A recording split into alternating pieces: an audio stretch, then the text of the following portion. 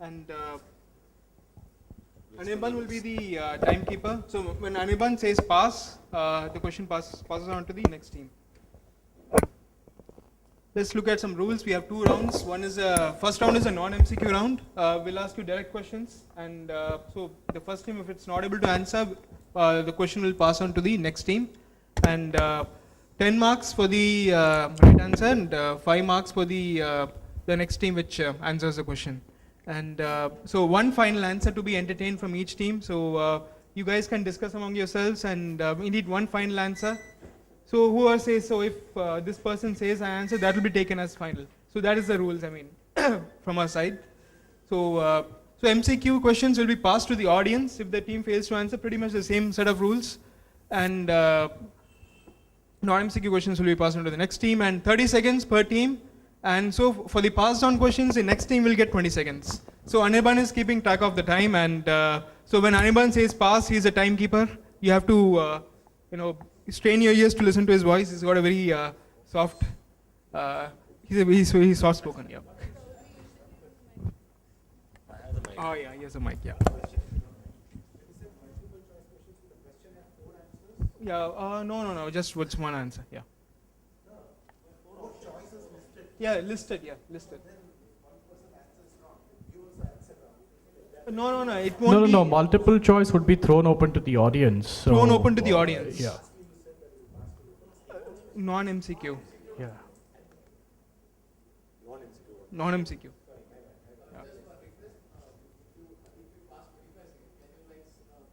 Yeah, definitely. Okay. So who is leading the scorecard at this point? We'll avoid that team first. Who's the leader? All the best, guys. All the best to all of you. All the best. So, Yeah, we can start from here. However, as far as the multiple choice is concerned, even the audience also gets to, win certain goodies. I mean, in the form of cash prizes, chocolates, or whatever it is. So, there would be good participation. come on, audience. Janta ki jai. Let's start the first question. So these are direct questions, non-multiple choice questions. So this package in R language process large data sets. What does that do? Okay.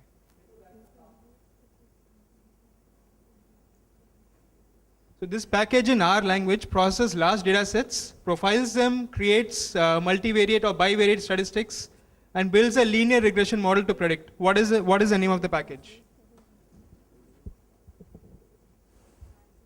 So since it's analytics, so we are jumping to R language.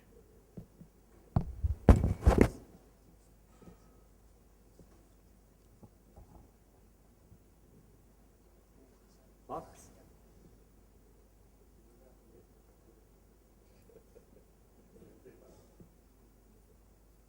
to the next team. Next team.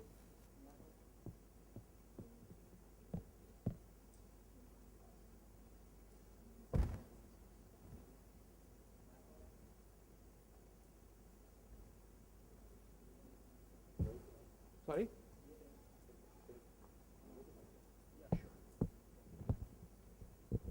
So the answer is BIGLM, bounded memory linear and generalized linear models.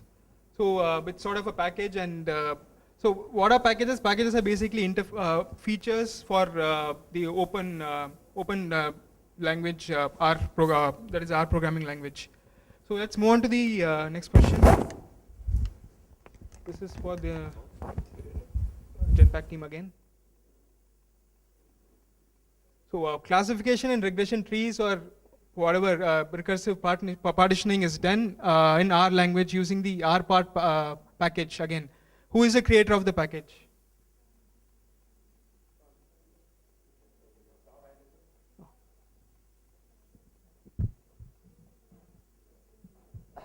Pune.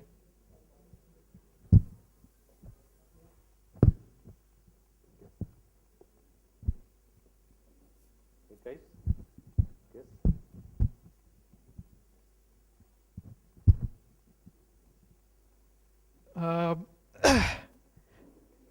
The answer is Terry Thorneo. He has written a paper on recursive partitioning. So recursive partitioning mainly deals with converting data sets into trees and how to find hierarchies or relationship between different trees.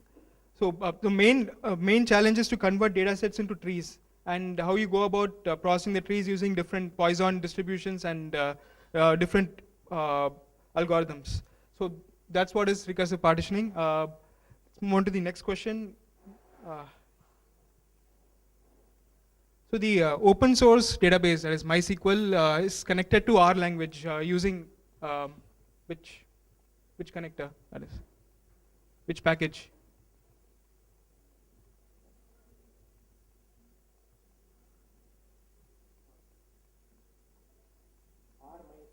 Yeah. Right. 10 marks for this team. Sorry, 5 marks. I'm sorry.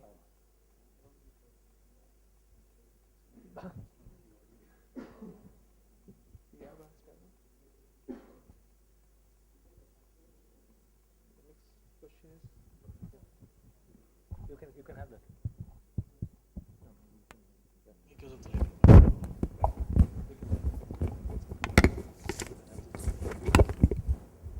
To the Sonata team. Yeah. So according to searchcio.com editor, from what social media site is the Library of Congress attempting to capture all of the world's updates in order to benefit future generations, that is, in order to benefit posterity, sort of predictive analytics? Facebook? Is it Tumblr? Sorry? Tumblr? Twitter? Yeah. 5 marks. Right answer. Twitter. So the next question goes to the Infosys team, yeah. And pretty much straightforward. Python interface for R programming language is? R Python? No. PyR. Sorry? PyR. No. The next team. The first team.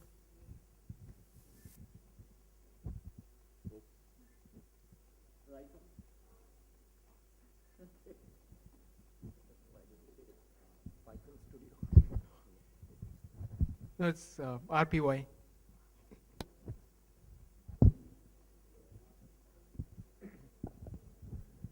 Next question goes to the Pune team.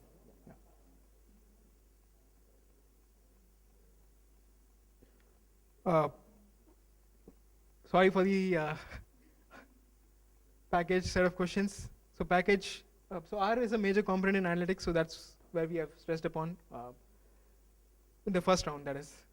So WinBugs and R. So WinBugs is again it's a proprietary software designed by a set of UK developers for Bayesian analysis, sort of Bayesian distribution. So WinBugs and R, it's connected using the R, it's R numeral 2 WinBugs. Don't kill me again. The last question for this round. Hopefully the R series ends. Sorry. So next question. Finally the R series ends. Okay, identify this logo.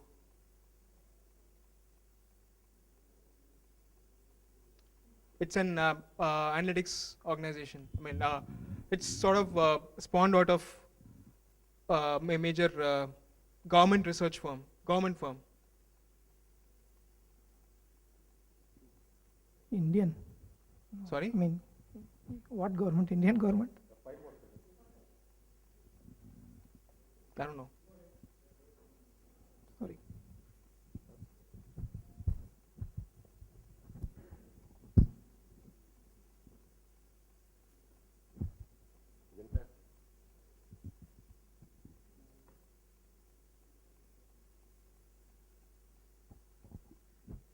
Sorry, pass.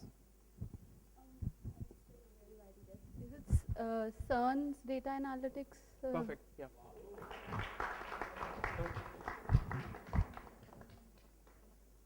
So, yeah, the first one is concluded. It's European Center for Nuclear Research, Data Analytics Center. So the first round is concluded, and let's move on to the other round, which is the MCQ round, and questions won't be passed. And I hope the R series questions aren't there. And So I think it's a quite tight battle between two teams at this point of time. Sonata and Pune. So they need to answer a lot of questions. okay, so the next MCQ, which team? Yep. Again, it's technical, so you guys are techies, so we found technical questions now. So generalized Levenshtein distance between two text strings or character vectors is obtained with. So Levenshtein distance is, so when you convert one string to another, you have a lot of insertions, deletions, and updations. So Levenshtein distance basically calculates a distance using a particular formula or particular function. So you have to identify the function. Answer is B. No. No? Didn't So have passed to on to be the audience. This audience.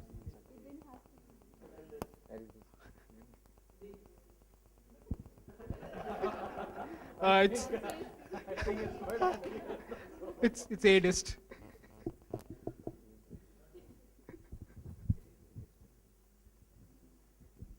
So the next question. Total number of packages as of date on the comprehensive, I'm sorry, the R language, total number of packages as of date on the, that is the comprehensive version of the R language. That's called CRAN.R, project.org. That's the comprehensive version of the R programming language. Total number of packages. You have to So I think it's B. pass it on to the audience. Yeah. Anyone has a chocolate?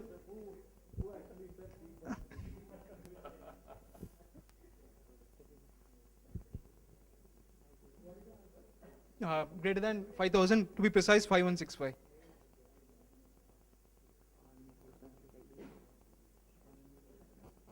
Next question. Which of the following is not a R GUI? So I'll just define what is R GUI. So R is again an open source programming language. So they have a lot of graphical user interfaces, which main purpose that is to draw more non-technical users into analytics, and it's sort of a self-service. So which of the following is not a R GUI? RSys. Yep.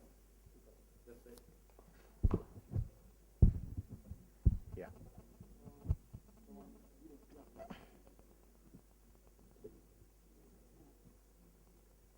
Next question.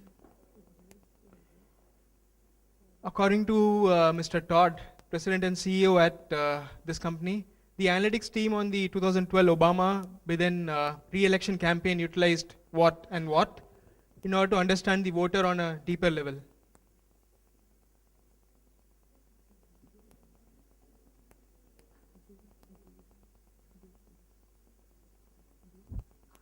Answer D, please. Sorry? D. Wrong. A. Yeah, A.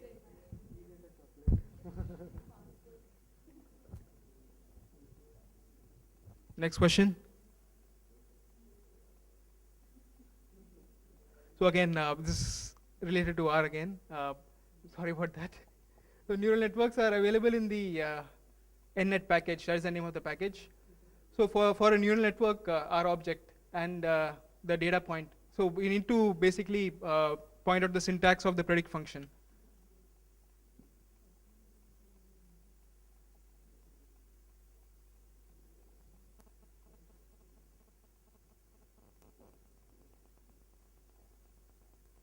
There's 10 more seconds.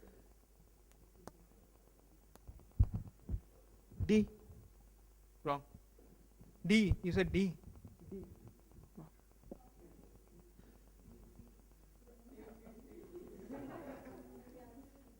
Answer is B. Yeah. Yeah, the next question. The next team. Yep. So again, this is sort of a mini case study. You have to read it fast. According to Neil, research director at UK-based advisors, event processing and predictive analytics complement each other. All of the following are examples of applications that mix event processing and predictive analytics, except.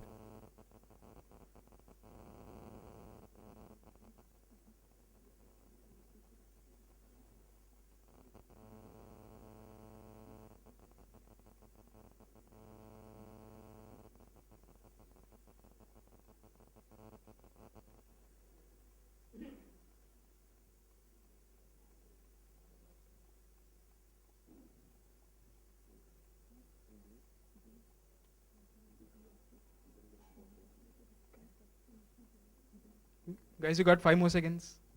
D. Sorry? D. A financial services company tracking website logs and correlating online Wrong. activities to possible security. Its answer is C. So the guy is pre-ordering placement parts. So he's not doing any events processing. He's pre-ordering placement parts. So event processing is when an event happens and you do an analysis on that past event, and based on the past event analysis, you take a you basically make decisions. So he's pre-ordering placement parts. That is a keyword, pre-ordering. So C. So the last question.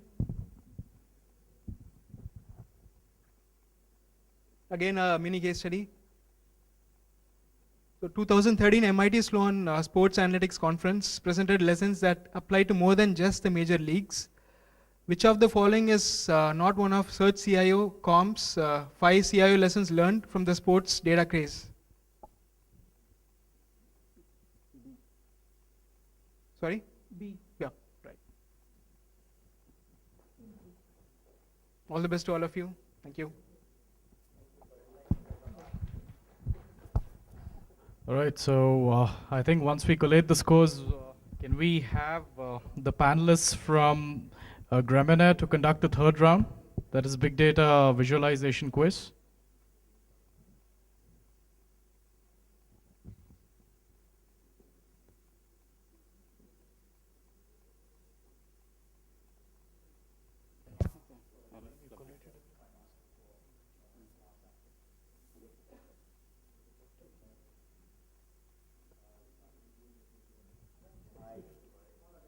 Can use a mic.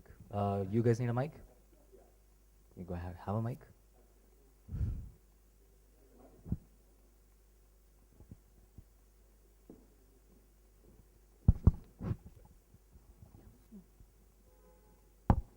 Give me a sec, I'll get my notes ready.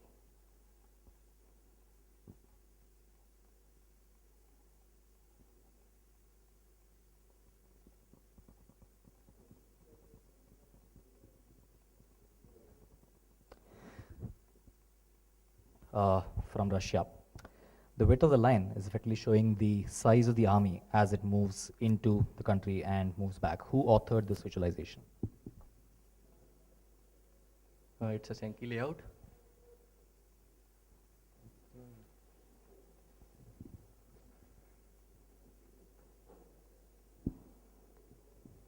Next. Mike Bostock. Yours. Don't know.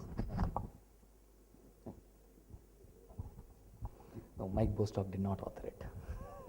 Not in the 1800s. It's a pretty old visualization. Next.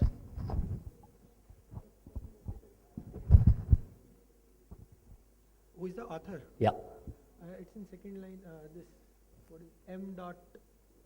The second line is that the No. I distinctly remember having searched for it and hidden it. drawn so- up by the M dot whatever is the name. No. Pass. No. Audience, anyone? 1 minute. 1 minute. Anand, can you just? Napoleon. If there's a bonus point, at least by virtue of chocolates, I'll probably give you one. I didn't really pass. Okay. Go on. That's okay. All right. I mean, it wouldn't count anyway because they had already had a chance. So You're going to say? You ask who's the author, is it? Yeah. Who created this visualization? Isaac Asimov. Sorry, who? Isaac Asimov. Isaac Asimov. No. Person called Joseph Minard, and the Sankey diagrams are based on this. Not that you necessarily need to know it, but in the history of data visualizations, this is perhaps the most famous data visualization, at least in the cartogramming space. Let's move on to the next question.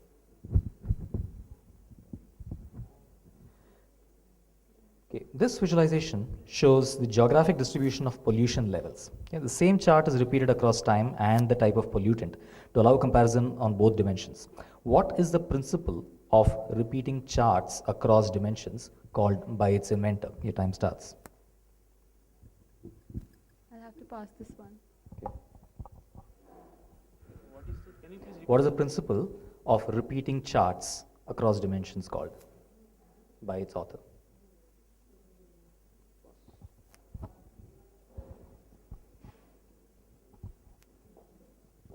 Repetitive analysis. Sorry? Repetitive analysis. Repetitive analysis, no. Pass.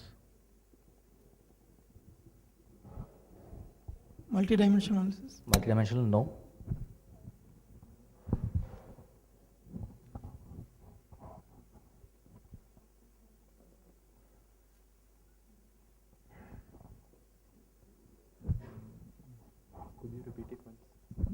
No, I mean the time is very much up. So sorry, but for your benefit, the question was, what is this principle where you repeat the same chart and reuse it across different dimensions called? So you have the same chart using time on one axis and pollutant on another axis. Has anyone heard of Edward Tufte? Okay, so that's the author, and every one of his books talks about this. It's called the principle of small multiples. Let's take the next one. So this is a visualization that shows a demographic profile of counties in Los Angeles based on their affluence, employment, racial mix, etc. It's a demonstration of the ease with which humans can understand faces, even when presented with multiple dimensions. This visualization is named after its author. What is it called?